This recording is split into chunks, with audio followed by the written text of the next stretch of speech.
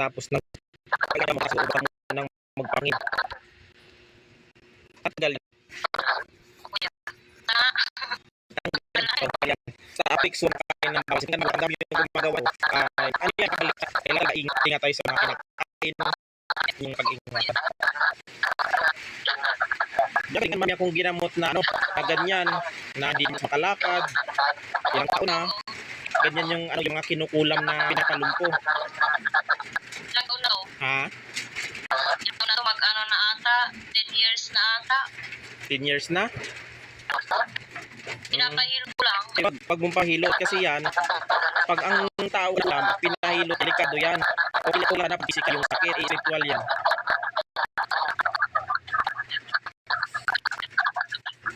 Parang labang kapag sa mga ano. May nalaw parang pawis. O sige, maganda yan. Palikod, meron ng pawis. Balik may pinawis mo.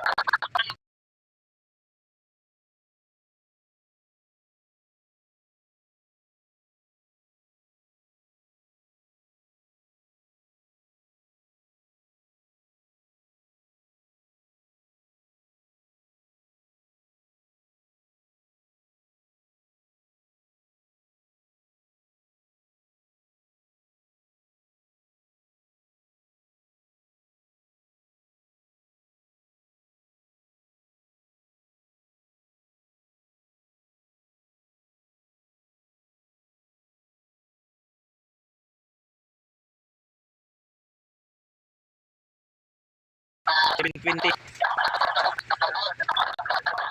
720 ka. Pagkatapos ng 20, itigil mo na yung pagsusuog. Tawag ka sa akin, ha? Sige po. Arba muna ako, ma'am. Sige. Sige po, sige po. Sige.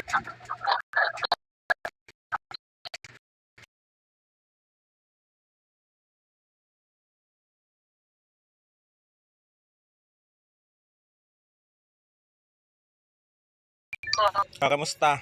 Yung ano? Pinawisan ko ya. Kaming pawis. Pawis sa mga paa nyo. Opo, ma'am. Paramdaman nyo, ma'am, yung ano mo, yung paa mo, kung mabigat pa yun o maano rin. Kasi naman yung bago.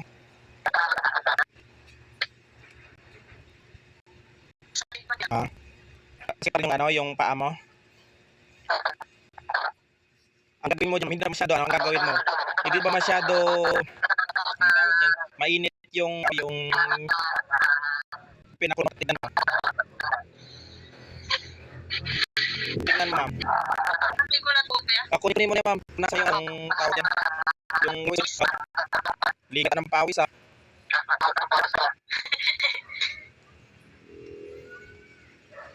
Yung ano, ma'am, yung pinakuluan, tignan mo kung makakaya. Tapos ilublog mo dyan yung ibaboy mo dyan. Iyan mo, baka mainit. Yung sakto lang. Ha? Medyo mainit pa? Opo, kuya. Dagdagan nyo ng medyo, ano, ma'am, yung medyo parang hindi rin masyadong maligamgam. Yung malaking yung sa anig. Tapos ibabad nyo yung paa nyo dyan. Yung katamtaman lang po? Opo. Sige, kuya.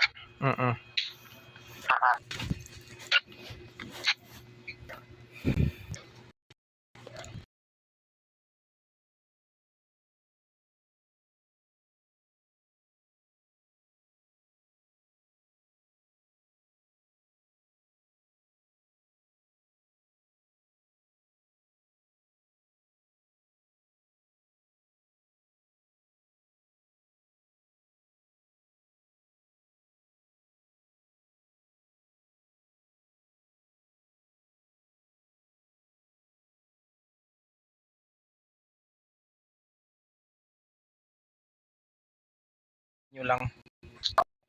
Pero nung unang paggamot ko sa iyo, Tapos, nung tanong ko lang kung nung una nung paggamot ko sa iyo, mabigat yung pakiramdam mo.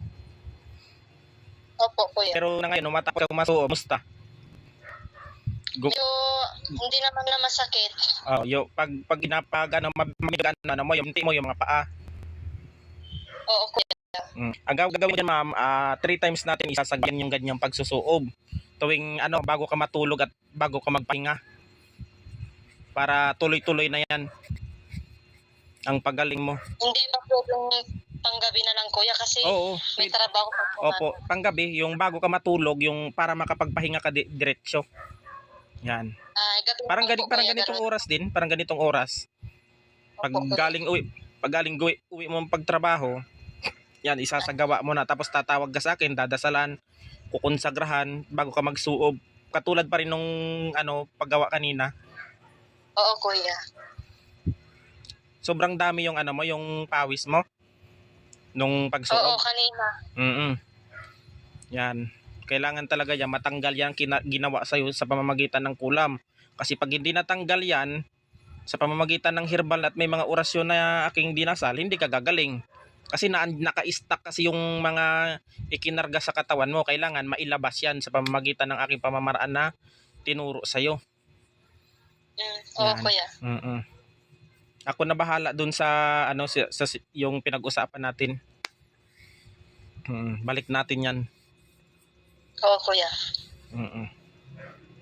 Basta ano lang, laging manalangin. Kung may pagkakasala ka man sa kanila, ano rin, pag gumaling ka at magsimba ka, magpasalamat ka at magsindi ka ng kandila sa simbahan. Opo kuya. Yan, bilang pasasalamat. Opo kuya. Yung sa ngayon, sa pagsusuob sa ano mo, yung pag-apak mo diyan sa mainit na tubig, parang ano yung pakiramdam mo sa binti, parang gumaan? Oo, parang nawawala yung sakit. Oo. Yan, gagawin ulit natin yan sa susunod, ano ba ngayon? Sa susunod na mga ano ba ngayon? Miyerkules ngayon, di ba? Mga Oo kuya. Sabado at saka Lunes. Sabado at Lunes ulit gagawin. Kasi hindi naman, pangit naman kasi pag araw-araw, delikado din naman yung pangit din sa katawan. Sabado ulit kuya. Sabado at saka Lunes. Yan. Oo kuya. Tatanggal yan. Basta manalangin na at magtiwala. Opo. Yan. Yan lang ang pamamaraan dyan. Buti inanon yung pinsan ko. Ako rin yung nagamot doon sa ano niya sa ano, tita niya ba 'yon? 'Yon. Ako rin nagamot doon ay sa awan ng Panginoon naging okay rin. Nanay niya daw yun ata kuya. Siguro yung ginamot ko. Tapos yung anak niya pa ata daw. Kaya pag may problema yan si ma'am, sa akin niya na ano, tumatawag, pinapagamot niya yung kung sino yung mga kakilala niya, kamag-anak. Yan, kasi nung time na ano, naawa daw siya sa'yo, naawa siya. Nung time na yun, nasa Maynila ako, pumunta ako Maynila, kaya di kita nagamot agad. Kasi doon sa Maynila, di ako makapag-focus doon kasi pag nag-home service ako, doon ako focus sa ano, sa pasyente ko. Ganon. Saan ka ngayon kuya? Nasa Antique na, umuwi na ako, 2 days lang ako doon.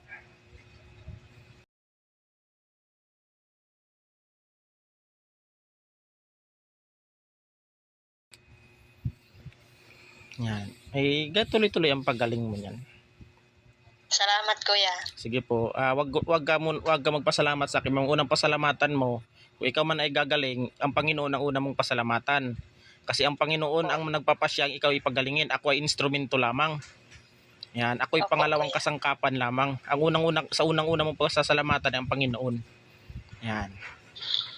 Yan, diyan ka dapat magpasalamat. Ang Panginoon ang nagpagaling sa iyo. Yan. Hintayin mo na lang hanggang sa lumamig, tawag ka ulit sa akin. Ha? Opo kuya. Sige po. Sige, off nyo na lang, ma'am.